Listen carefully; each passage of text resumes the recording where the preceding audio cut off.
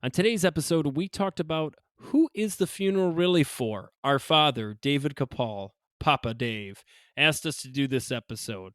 We're going to talk about who really the funeral, memorial service, anything that has to do with the mourning process. Who is it really for? Doc, who do you think it's really for? It's a great question. Let's talk about it. Let's talk about death, baby. Let's talk about grief and mourning. Is it argumental or existential? What's it mean to me? Let's talk about death. Hi, I'm Benny Capal, and I'm a funeral professional. And I'm Nicholas Capal, psychologist. Hey, Nick, let's talk about death. Let's do it. All right, Doc. So this one is for Pops. Big Dave Capal asked us to do this episode, so we're going to do it. So who is the funeral really for? So, Doc, I'll kind of give the listeners here an idea of what we're talking about. So through the years, I have it all asked all the time, like, who is the funeral really for? And what I mean by that is, so people come in and they have this individualistic view that I don't want people to have to grieve. I don't want people to have to pay for anything. So this is what I want, and it's going to be easier for them. What I found through my subjective experience with this is that is not always true. In fact, most of the time, it tends to not be. It tends to not be true for the most part. And what I mean by that is, usually in everybody's family, there's somebody who needs some sort of closure. Now, whether that be the immediate family, whether that be a grandkid, so just on the outskirts, a cousin, a coworker, a neighbor. These are all the kind of individuals that really struggle with grief. In what I'm really talking about is when a family decides to go direct. So no services, no funeral, no visitation, no opportunity for people to say goodbye. Another thing to think about, Doc, when we get into this conversation is how spread out we are now. So on top of our past predecessors taking their grandparents in, living with them, taking care of them, literally watching them get sick, dying, and then watch them actually die, and then have the visitation, have the funeral. We're going to the point of we may or may not even see our loved one. And they might be in a nursing home away from us. One of us may be in the military, another state, another one of us may be working at another country. So there might not be an opportunity to say goodbye to grandma, grandpa, brother, sister, cousin, etc., etc. So what I find is when people come in and they do the arrangement, a lot of the times they'll say to Dad and I, well, this is not what I want, but this is what Mom and Dad wanted, or this is what my husband wanted.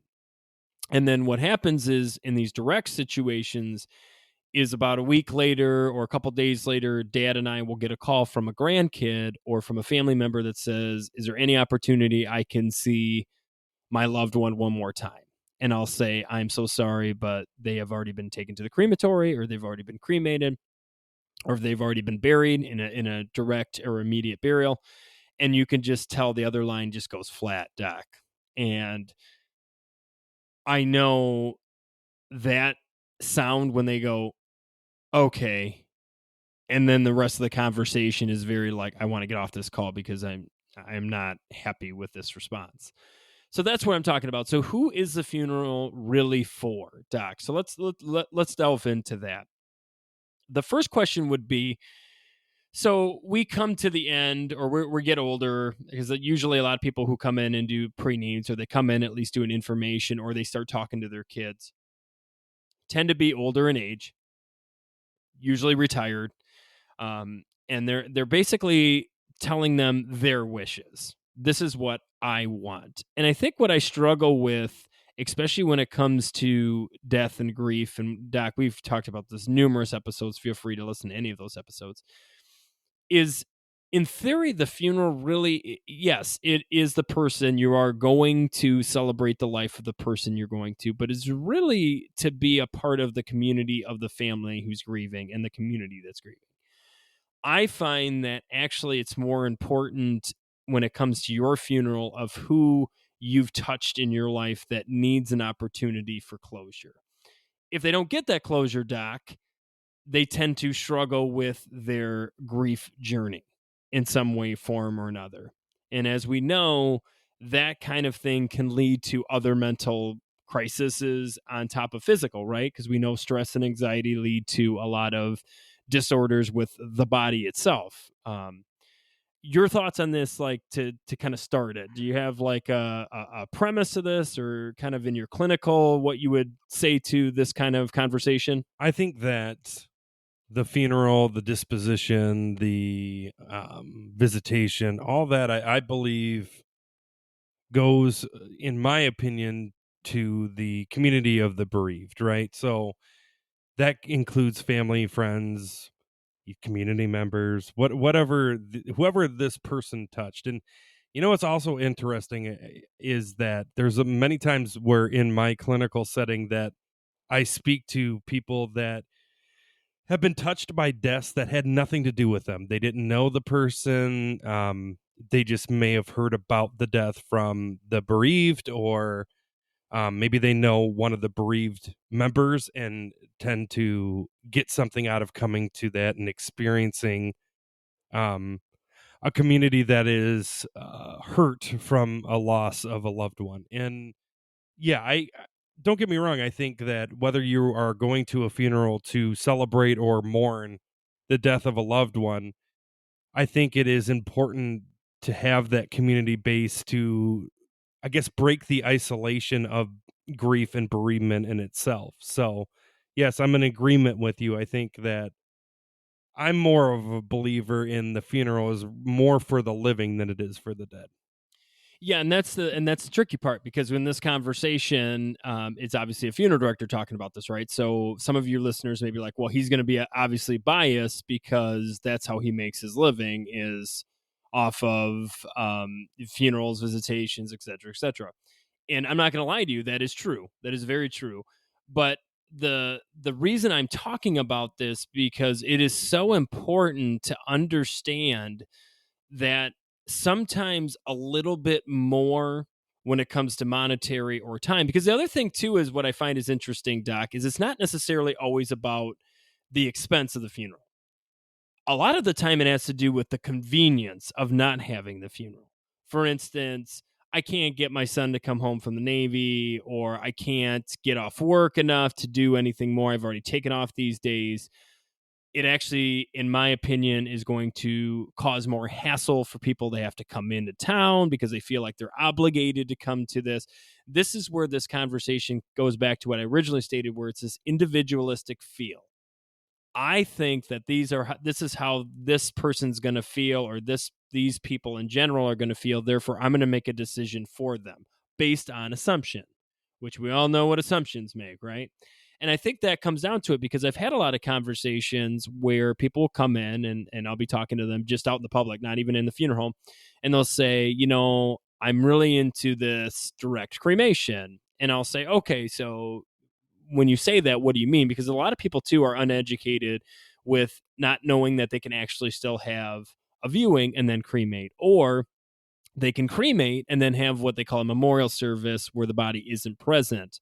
So a lot of people, don't know that stance. So once we get past that and they understand that, I just literally want from where I die, you to pick me up, cremate me, and that's it. No services, no party, no nothing, et cetera, et cetera.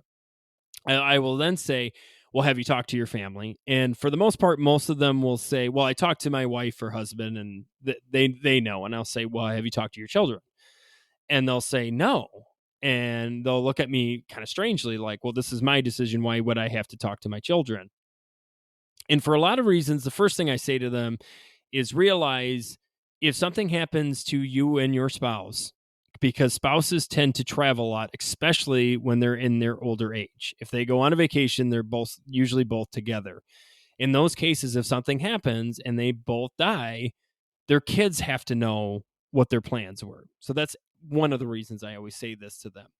The other reason too is, I say, but what if one of your kids has a problem with that? And they'll be like, well, what do you mean? And I said, well, what if one of your kids needs an opportunity to say goodbye to you in a funeral home or in a church or in some sort of fashion for them? And they'll be like, well, I would just assume they wouldn't need that.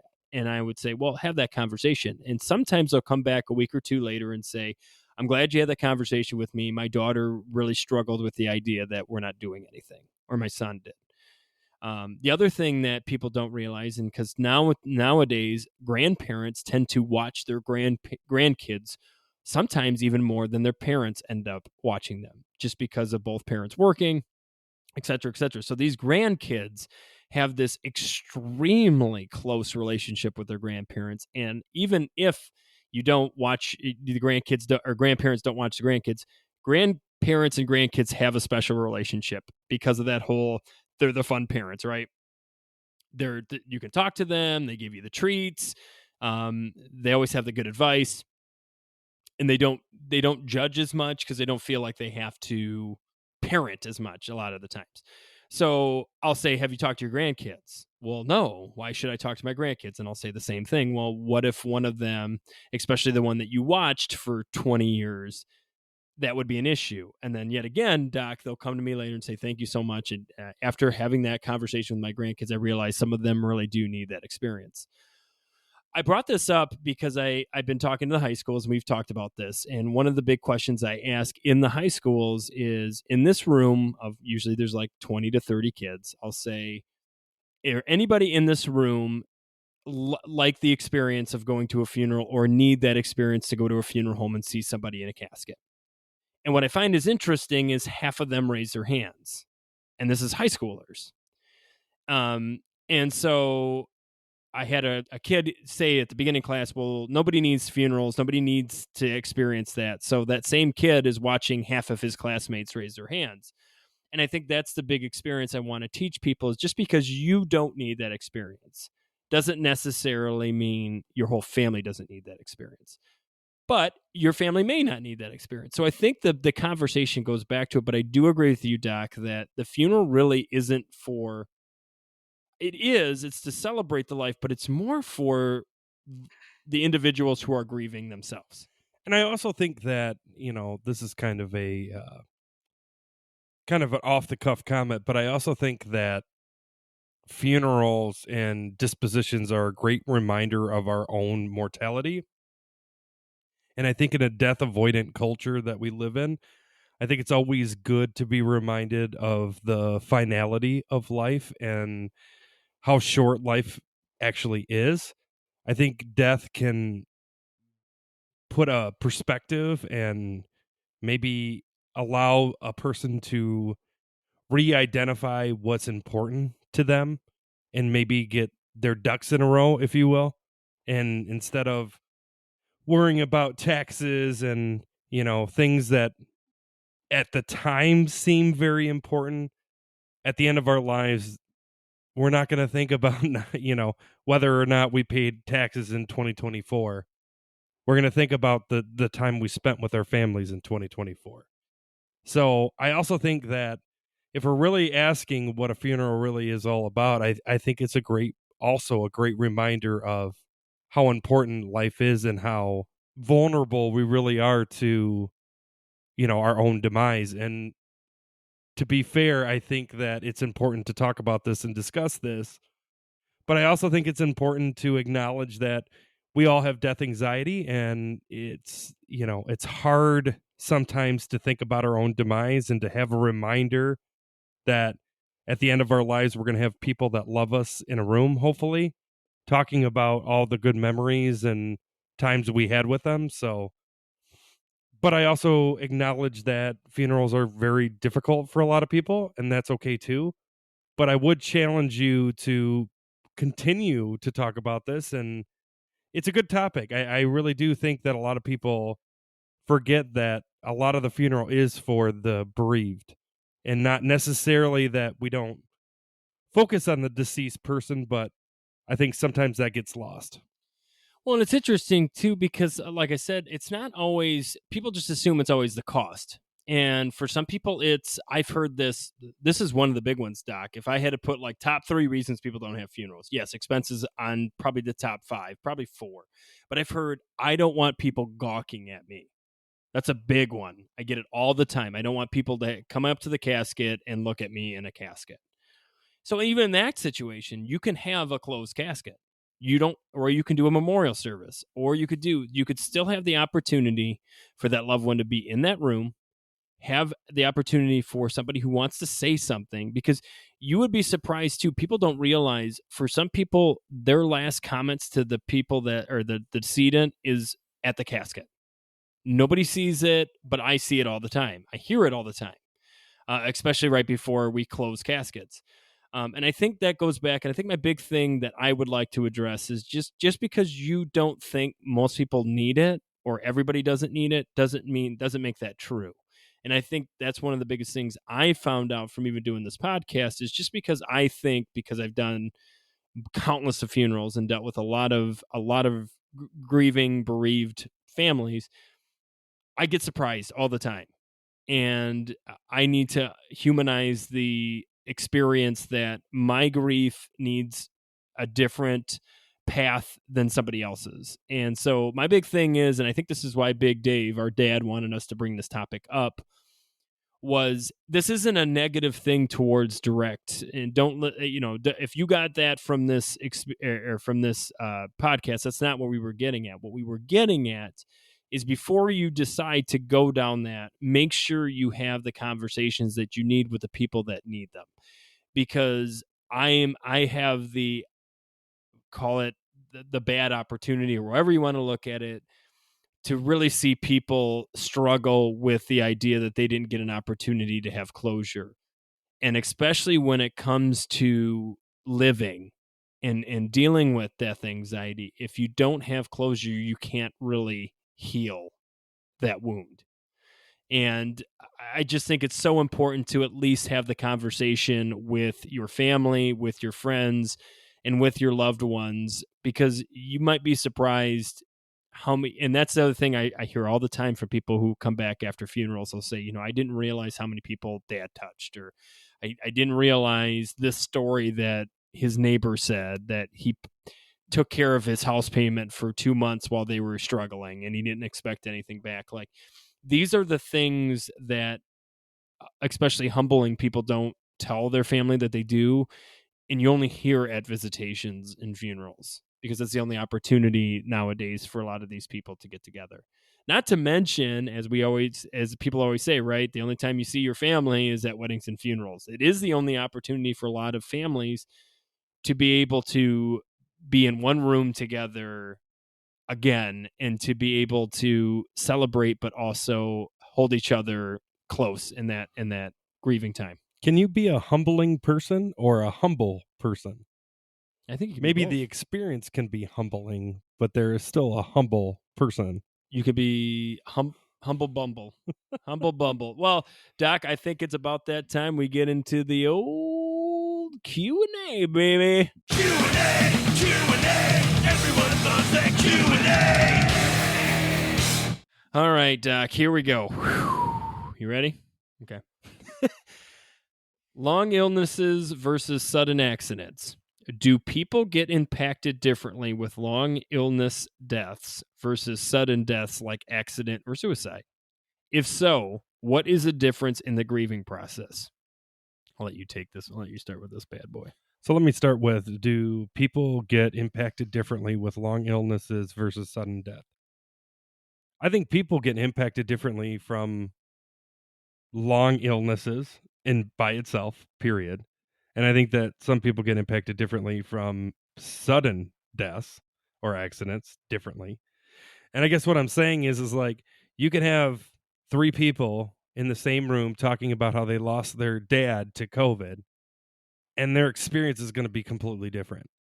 You can also have 3 people in the same room that, were dealing with anticipatory grief, watching their wife die of cancer for the last 5 years of their life, and all of their experiences are completely different. So do people get impacted differently in any death?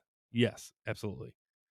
Now, if we're going to generalize it, right? Do I think that there is a difference between anticipatory grief and then sudden death? In a way, yes, because anticipatory grief, you obviously are anticipating it. You are preparing yourself. Some people actually do a better job at this than others. And there's also people that, even though they watch their significant other die from a long illness, still are shocked when they die. Why? Because let's be honest, right? A lot of us that are watching someone die in front of us want to continue to hope. We want to feel like this person is going to suddenly, I don't know, wake up from a 4-year battle with cancer. And again, some people do, right? That's miracles or whatever you want to call them. But I think what I'm saying here is that yes, I think there is a difference between anticipatory grief and sudden death.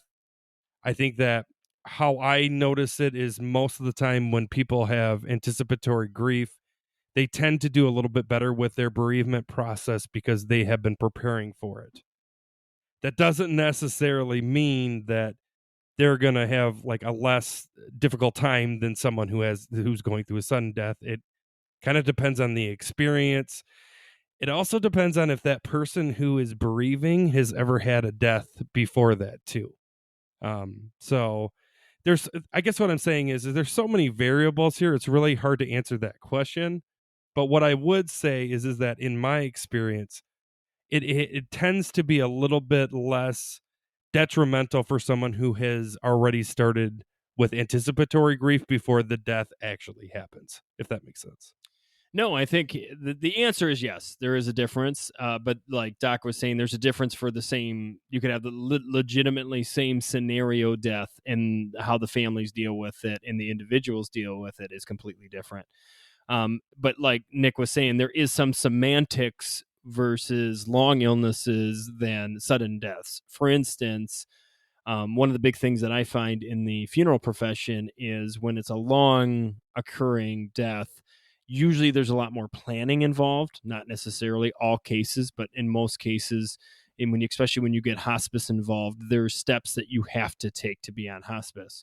So there are things that are done prior to death that obviously you wouldn't do, and dad got in an accident on the highway and he's just gone. So I do find that some clerical stuff is different. So obviously the grieving process is different because you're in some cases dealing with external parts to the grief pattern that kind of put a halt on it. But yeah, at the end of the day, the real answer of this is, does it impact differently? Yes, but it impacts differently no matter how they die. They could die the same way, they could die differently, but yes, there is a difference between that impact.